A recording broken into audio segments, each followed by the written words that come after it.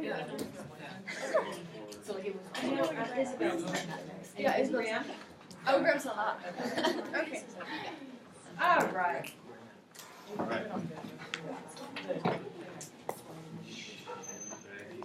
I am.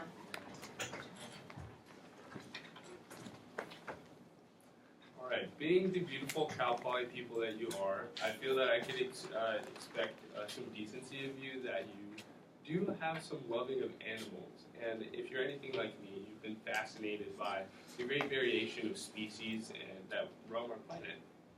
And they're gentle and intriguing, rigid and kind, and tough and angry at the same time. And although there's all sorts of different animals on our planet, we seem to only cluster them, put them on a pedestal, like a certain handful of them, and then just dust the other ones off to the side and don't care about them. Now, over my speech, the course of these next few minutes, I'd like you to think about this fact. 150 to 200 species of plants, insects, and animals disappear from the face of our Earth each and every day. Now, in Hawaii recently, the species type Achatonella apexula recently went extinct as George, the last known survivor, died at age 14. Now, the death of a snail who was a teenager usually doesn't resonate with most people, but he won't go down as a martyr for those who are simply forgotten, and he's actually gained a lot of attention in the media. Now, this is not a speech about why you should mourn the loss of a cute little snail. Rather, I'd like to blatantly state that animals die each and every day. They go extinct, they're gone. And we seem to only care about those we learned about in our third grade science class. I'd like to begin with a quote by Dr. Sischo of the Hawaiian Snail Extinction Prevention Program. If anything good comes of this extinction, it will be the recognition that we will have a lot to lose and we don't have much time.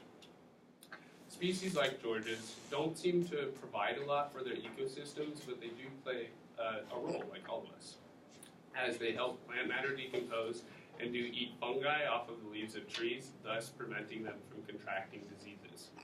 Secondly, I'd like to state that human impact on the environment around us is what is increasing extinction. As population growth increases, we tend to increase spatial distribution and increase deforestation, which forces animals out of their habitats, along with man-made climate change, which is forcing animals to their new lands as temperatures are rising. Lastly, we must understand why there's a need to prioritize the sustainability of the animals that we share our planet with. Thus, I'd like to leave you with an idea. This idea is known as the age of loneliness, an era in which animals are basically gone. Plants, animals, everyone's gone. Human impact on the earth has had such a drastic change that there's no other species but humans. We will literally be left with no friend or foe, ally or enemy, or hand or peasant in the kingdom of animals. Thank you.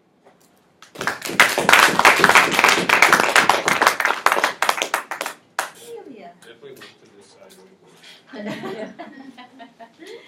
All right, Amelia, what is it you want to work on? I have like no confidence when speaking to people usually. Like one time in middle school I passed out speaking to a group.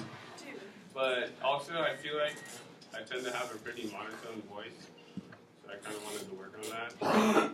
And also, like halfway through the speech, I think I stopped breathing. So I don't know. Yeah. Okay, all right. Anything else? I don't think so. Okay. All righty, audience, if you could. You said you were like nervous, but like before you even said that, I was like thinking that I was going to tell you that you seemed very calm and like collected and like you knew what you were talking about. So that was This podium's a little wet.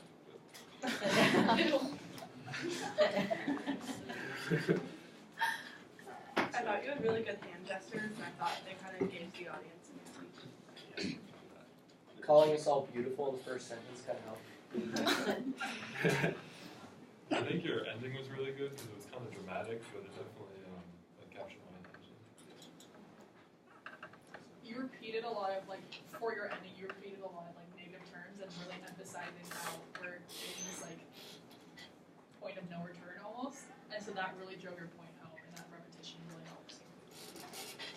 I think adding on to that, you had a lot of very positive words in the beginning, in your introduction, and then having all the negativity kind of wrapped it up. Good bookend. We like the overall structure. I started really general, then went down to the snail topic after 3 main points, and then you went to a pessimistic outlook in the end, but something that actually like got our attention. It's just it really flowed. It was good.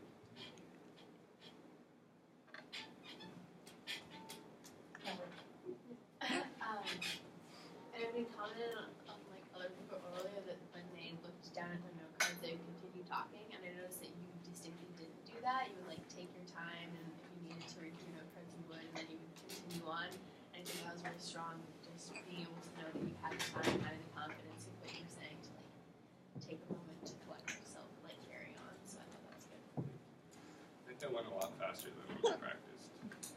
How, what did you time it at?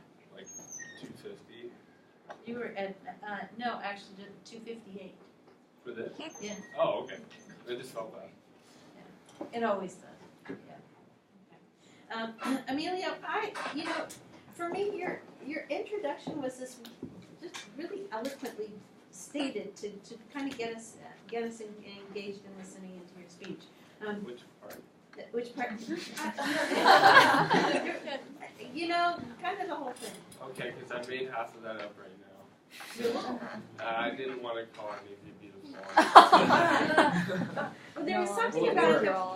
There was something about it that was really engaging. Like the first few sentences that you uttered.